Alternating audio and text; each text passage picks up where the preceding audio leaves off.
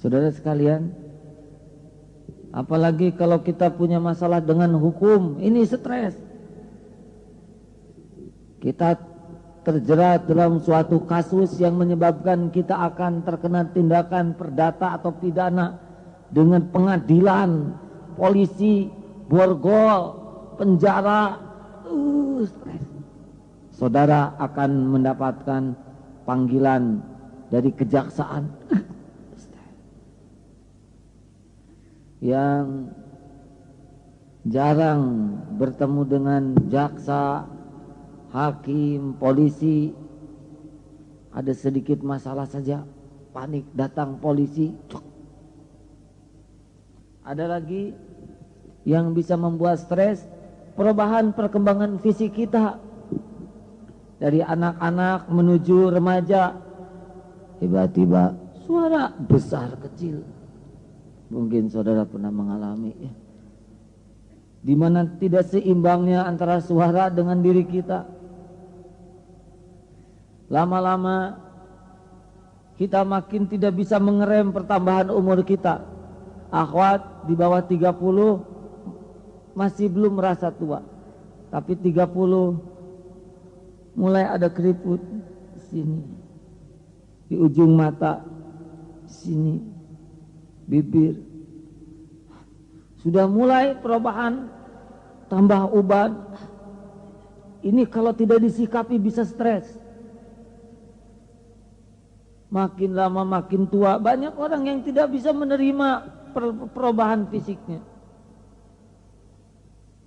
Seakan ingin muda terus, berjuang pakai mangir, sari pohaci atau apa saja.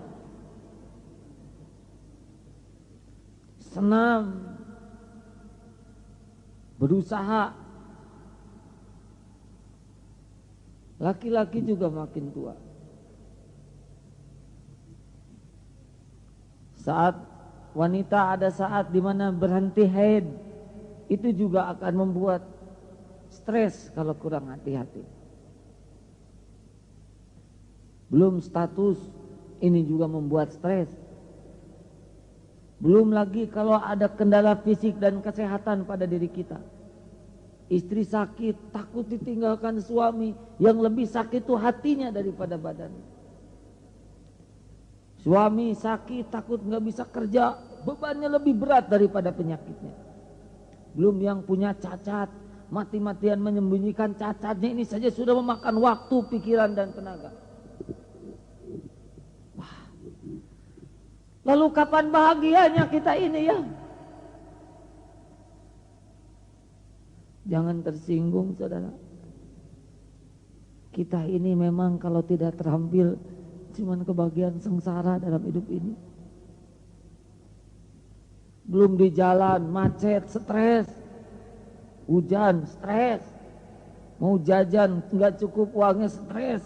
Baca koran, ngeri, stres. Nonton TV, sudah gitu mati. Kapan bahagianya? Lalu apakah Allah merancang kita bakal ahli stres? Allah sendiri yang menjanjikan.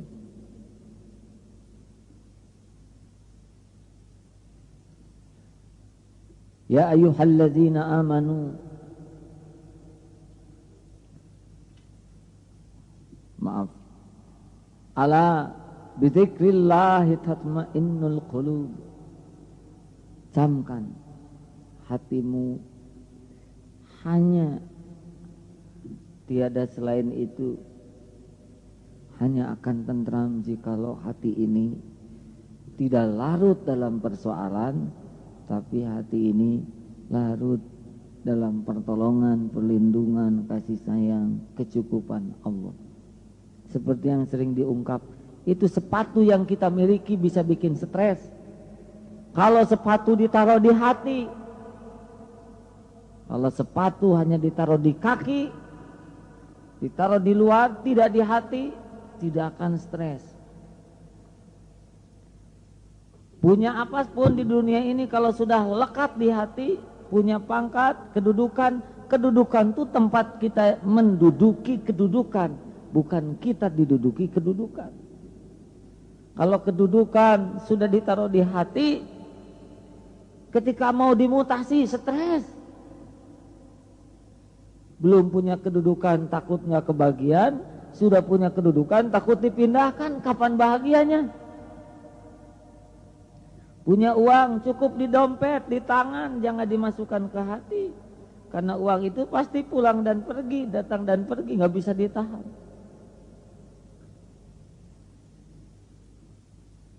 Saudara-saudaraku sekalian, rugi atuh hidup cuman sekali tara regang nih.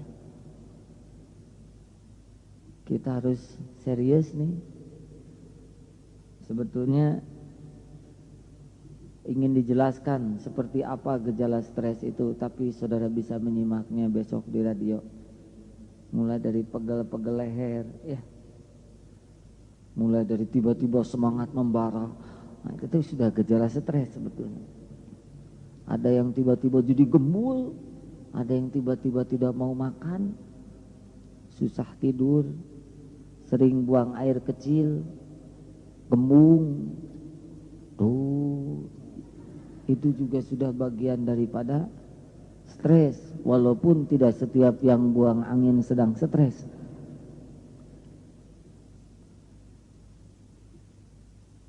Yang pasti kita tidak boleh menghancurkan hidup kita yang sekali-kalinya ini gara-gara kurang ilmu dan kurang terampil mengolah hati. Jadi harus bagaimana? Ya, ini sekedar mengulas apa yang pernah diungkap. Kita harus sangat sadar, sesadar-sadarnya bahwa hidup tuh begini, nggak ada yang aneh. Kita akan sangat banyak mengarungi hal-hal yang kita suka dan tidak kita suka, kita duga dan tidak kita duga. Ini realistis sekali, ya. Jangan heran yang terjadi besok tidak cocok dengan keinginan kita. Jangan heran apa yang paling kita sukai nggak ada, dan yang tidak kita suka ada. Kita harus sangat siap menghadapi hal-hal yang tidak terduga, karena memang itulah seninya hidup, menghadapi hal yang tidak terduga. Tidak boleh kita siap dihargai, kita justru harus siap juga. Ada yang caci, ada yang maki, ada yang iri, ada yang dengki. Kita harus siap karena ini realistis sekali. Saudara jadi pemimpin, jangan cita-cita enak, kurang ilmu, stres. Kalau gitu saya juga mending dipimpin, sama stres juga. Punya pemimpin nggak bijaksana, menderita. Saya mending jadi dunungan majikan, bisa nyuruh, stres. Bawa pembantu dari desa, lugu, salah terus. Kalau begitu mending jadi pembantu, lebih menderita, disuruh terus.